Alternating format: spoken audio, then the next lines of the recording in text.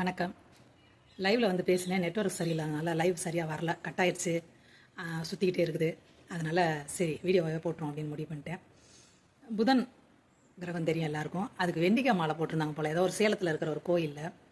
அது பார்க்க எனக்கு மனசு கஷ்டமாக தான் இருந்துச்சு. கிரகங்களுக்குரிய தானியம் தொட்டு கோதுமை, பச்சரிசி, துவரம்பருப்பு, பாசி பயிறு, அப்புறம் எள், கருப்பு உளுந்து, காணப்பயிறு, கொண்டக்கடலை இப்படி இருக்குது. இது தாண்டி வேறு எதையும் சொல்ல மாட்டாங்க கிரகங்களுக்கு உள்ளதுன்ட்டு. அப்படி இருக்கும் பட்சத்தில் சில நேரம் அந்த நிறத்தை வச்சுட்டு வேணா சொல்லலாம். ஆனால் இதுதான் இயல்பாக ஒரு ஜோதிடத்தில் இந்த தானியம் தான் இருக்குது. காய்கறின்னு சொல்லி எதையுமே கொடுக்கல. யாரோ விளையாடுத்தனமாக அந்த வேலையை பண்ணியிருக்காங்க. எப்பயுமே வந்து ஒருத்தவங்க செஞ்சால் அதை எல்லாரும் செஞ்சுருவாங்க, என்ன பண்ணாலும். ஆன்மீகத்தில் ஜோதிடத்துலலாம் அப்படி பண்ணியிருக்காங்க. அது செய்யக்கூடாதுன்றதுக்காக தான் நான் வந்தேன் சொல்கிறதுக்காண்டி. அதுக்கப்புறம் ஏற்கனவே நான் வண்டியூரில் ஒரு தடவை பிள்ளையார் காலத்தில் வெறும் தேங்காயை மாலையாக கட்டி போட்டு வச்சுருந்தாங்க. இது நம்ம காலத்தில் போட்டால் நம்மளால் தாங்க முடியுமா? ஒரு சிலையை வந்து நம்ம சாமின்னு நினைக்கிறோம். அப்போ அந்த சாமி எவ்வளோ மென்மையாக நடத்தணும் அப்படின்ட்டு எனக்கு அதை பற்றி பேசிகிட்டு இருந்தேன். அது டக்குன்னு எனக்கு ஞாபகம் வந்துருச்சு இந்த வெண்டிக்காய் மலை பார்க்கவும். அப்புறம் ஆஸ்ட்ரோடாக்குன்னு ஒரு விளம்பரம். அப்போ எல்லாருக்கிட்டையும் ஏதோ ஒரு வீடியோ நீங்கள் பார்க்கும்போது விளம்பரம் வந்துகிட்டே இருக்கும். பாக்யராஜ் அவர் மருமக பேசிகிட்டு இருப்பாங்க. அப்புறம் அம்முன்னு ஒரு சீரியல் நடிகை.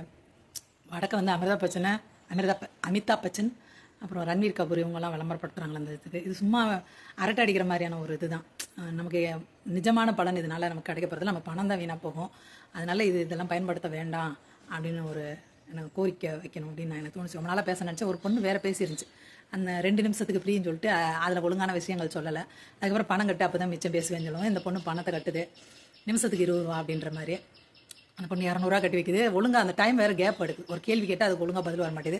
அந்த பதில் அவ்வளோ மொக்கையாக இருக்குது. நிஜமாவே நம்ம ஜோதிடர் நேரில் ஒரு ஜோதிடரை நீங்கள் போய் பார்க்கும்போது அவர் இப்படிலாம் பேசினார்னா அவங்களுக்கு கோபம் வந்துடும். அந்த மாதிரியான ஒரு இது இருக்குது. சும்மா பணம் பிடுங்குறதுக்காக ஜோதிடத்தின் பேரில் பணம் பிடுங்குறாங்க, அவ்வளோதான். இது இன்னும் இவங்க டெவலப் பண்ணுவாங்களான்னு கூட பயமாக இருக்குது. உனக்கு பரிகாரம் பண்ணுறேன், அதுக்கு ஒரு 1000 ரூபாய் போடு அப்படிலாம் கொண்டு போயிடுவாங்களான்னு தெரியல. மக்கள் வந்து ஜக்கிரதையாக இருக்கணும் அப்படின்றதுக்காக அதை பற்றி பேசி வச்சுருந்தேன். ஆனால் என்ன பண்ணுறதுங்க, அது கட்டாயி போய் கிடக்கு. இன்னுமே இன்றைக்கி லைவ்லாம் சரியாக பண்ண முடியல, கட்டாயிடுது. பாதி பேசிகிட்டு இருக்கும்போதே கட்டாயிடுது. பேசும்போது தெரியவே மாட்டேங்குது. பேசி முடிச்சுட்டு அப்லோட் ஆகிட்டு அப்புறமாட்டு போய் செக் பண்ணால் மட்டும் தெரியுது அந்த முழுசும் இல்லை அப்படின்றது. அவ்வளோதாங்க.